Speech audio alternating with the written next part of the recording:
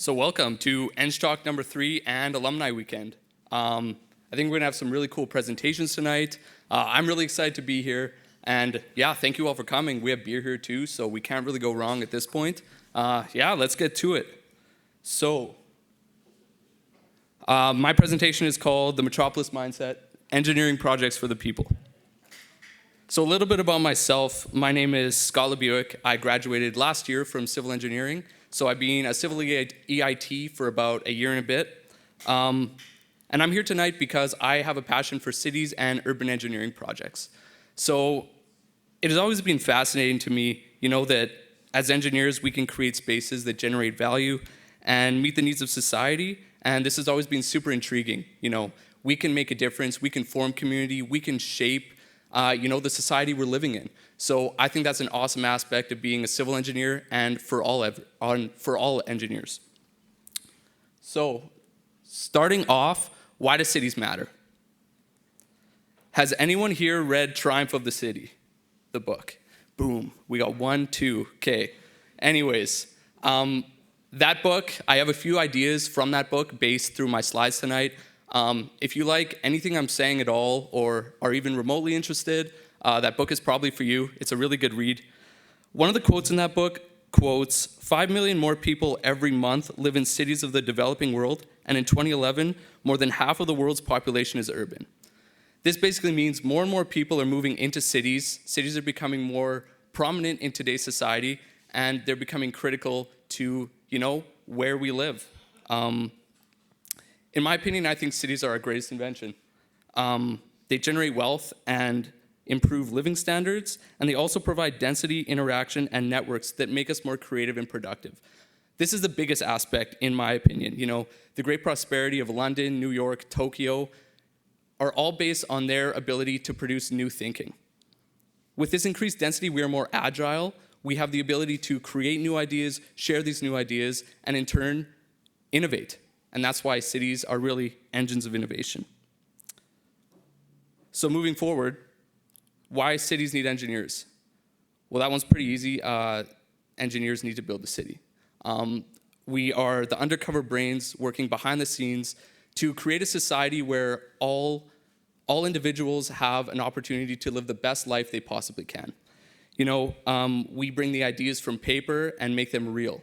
And at the same time, while doing that, we are creating the built environment. We are creating the communities that people are living in, and thereby we are directly influencing the communities we're creating and the characteristics that form the city's identity. This picture I took on my trip 2 years ago. I went to Dubai, and this is just a prime example of ideas that are amazing on paper, and it takes the work of an engineer, the vision of an engineer, to really put stuff like this to life. And these buildings, these roads and everything play a major part in the development of Dubai, creating their culture, creating a truly international city that is so strong in the society we know today. Another city I wanted to talk about is Paris. And more importantly, I want to talk about the French Revolution. So a little bit of history. I'll be super quick with it. It won't hurt a bit, okay? So the French Revolution, basically back in time, the people of France, the people of Paris, essentially bound together with their ideals, and as a collective overthrew the monarchies. This created a global decline in monarchies throughout Europe and throughout the world, and ultimately created the liberal democracy we know of today. Hugely substantial in the world we know today because it's basically our modern form of government. Basically what I'm trying to get at is that without the density and connectiveness of Paris at that time, these ideas never really would have been, brought forward. They would have stayed probably in one or two people's heads. They wouldn't have been able to collaborate, combine their ideas, and ultimately make it a reality to overthrow these monarchies. And yeah, Paris was one of the global centers of social and political ideas at that time in the world. Today, since the 17th century, Paris has been one of Europe's major centers of finance, commerce, fashion, and art. The density of Paris, even today, shows us that great ideas can be innovated upon, and that having lots of people in a concentrated environment, thinking together, working together, can make amazing things possible. A cool engineering project that you guys might not know of in Paris is called the Eiffel Tower. It's beautiful. It's a beautiful steel structure, but it's also more than that. It was essentially built for the World Fair, but also to commemorate the centennial of the French Revolution. In addition to demonstrate France's industrial strength to the world at that time. Today, it stands as a strong symbol for all of us in terms of human progression and success. So not only is it a great engineering project that shows, great mental strength, keeping that thing standing up and looking so great, but also shows us that together with our ideas, we can make massive change and change the course of human history. Another city, I'm sure you guys saw this one coming, is New York City, the big guy. Initially, New Amsterdam, established by the Dutch West India Trading Company, it quickly became New York after it was taken over by England.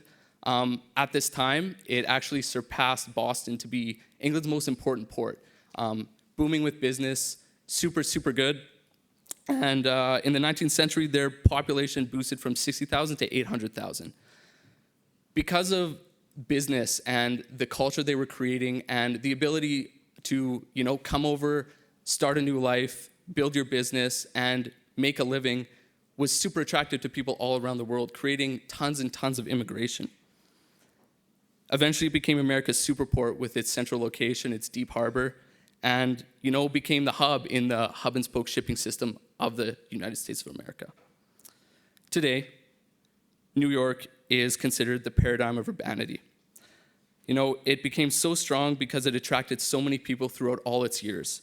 It is a city of creativity, a city of entrepreneurship, and, it stands for freedom and cultural diversity.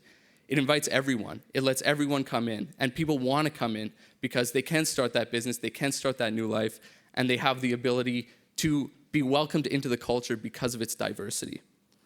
Another example similar to the Eiffel Tower, as we can see peeking up through there, is the One World Trade Center. This beautiful glass building is the tallest in the Western Hemisphere, 6th tallest in the world, and extremely environmentally friendly. But at the same time, again, has a very deeper meaning for the community and the humans in New York. It is to remember and was rebuilt after the destruction of the original World Trade Center complex.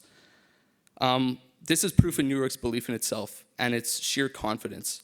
It essentially, with that one building being built, restored all of Lower Manhattan and really reinvigorated the culture within downtown and basically rebuilt the amazing city that was once crumbled. Moving forward, I want to talk about Edmonton, the city of champions. I'm going to talk about a few different aspects of our city that I think are really important and that I think are huge in us taking that next step forward. One is our new communities. So these big master plan communities and new neighborhoods around our whole city. I think they're a great aspect of our city, and they're very attractive to a lot of people. With new innovative architecture and design, we have various housing forms. It's no longer boring rows and rows of houses. We have different price points, different aesthetics. It's very visually pleasing. In addition, there's a huge focus on nature. So there's parks, there's trails, there's walkways, and there's also stormwater ponds, which I think are absolutely beautiful and also serve an amazing purpose because they take care of our stormwater and our rain runoff.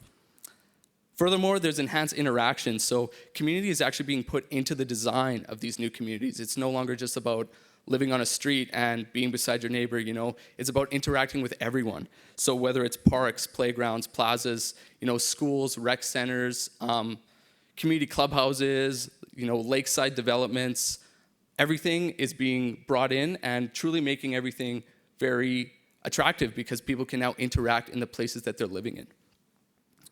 An aspect or project I wanted to touch on under this kind of umbrella is rec centers. So this is a picture of the anticipated Lewis Farms Rec Center out on the west side of town.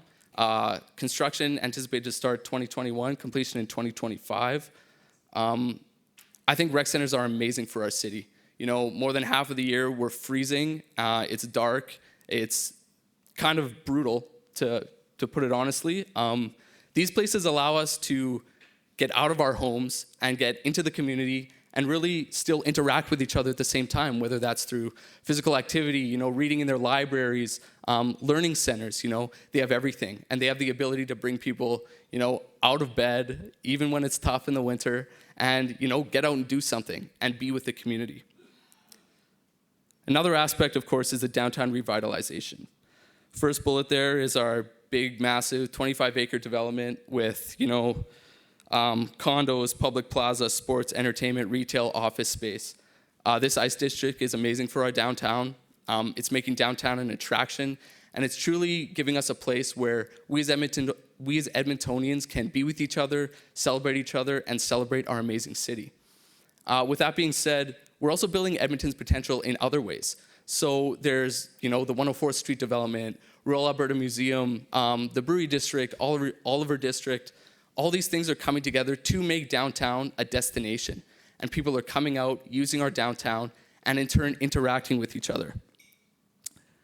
Furthermore, I think one of the biggest aspects of a downtown revitalization is residential construction. The best way to keep people downtown after hours is to have them live downtown. People interact in the areas that they're living in, and that is exactly what we need, with the high-rises coming up in Edmonton and the anticipated towers. Hopefully they go through. I really hope they go through and we get more down there, because I think it will really boost what we need to do to our downtown to take it to that next level.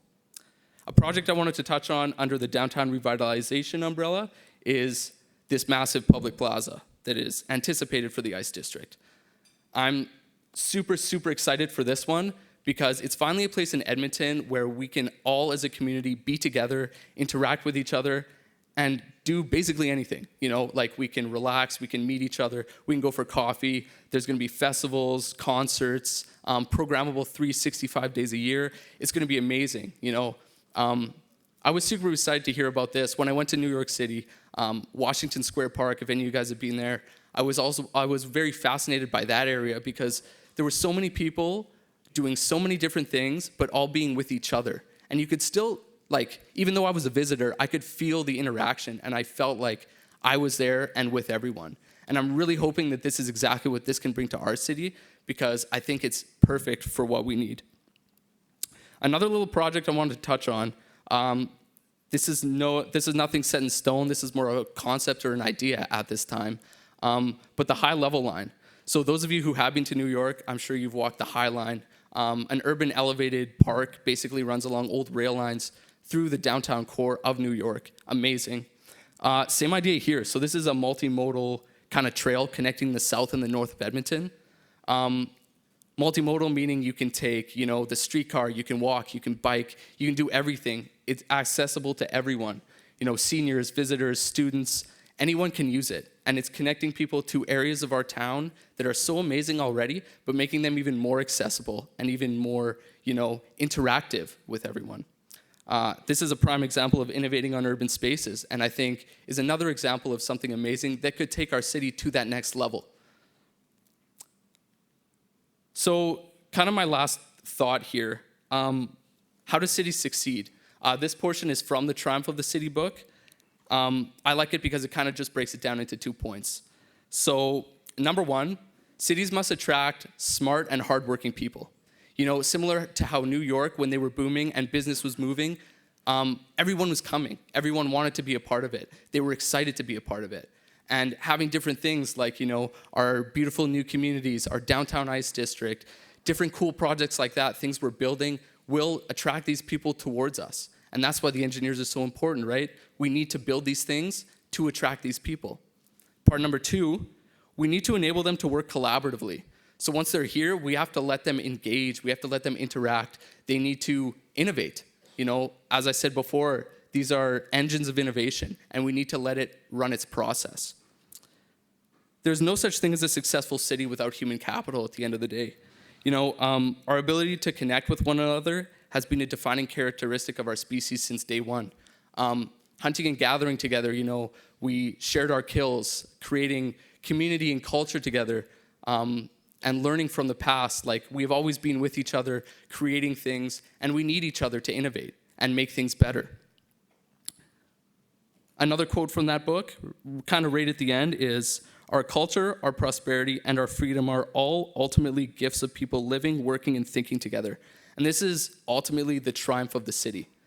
So I encourage you guys, the engineers, or anyone living in the city, to really think about different ways that as a city, we can attract people and get them coming here and working collaboratively. I think we're doing an amazing job. I think Edmonton is an amazing city. And it's essentially up to us, the human capital, if you will, to work with each other, to speak with each other, to think with each other, and spread these ideas and really innovate. And I think we're on an amazing path. With that being said, this is a picture I skipped. You can look at it for a few seconds. That's it. Thank you. That's all I have for tonight. Enjoy your Saturday night. I have my website up there if you want to check me out. I got some random stuff on there. I'm interested in a few different things. Check it out. Let me know what you think. Hit me up on my email. Let's go for coffee. Let's talk about cities. I would love to do that.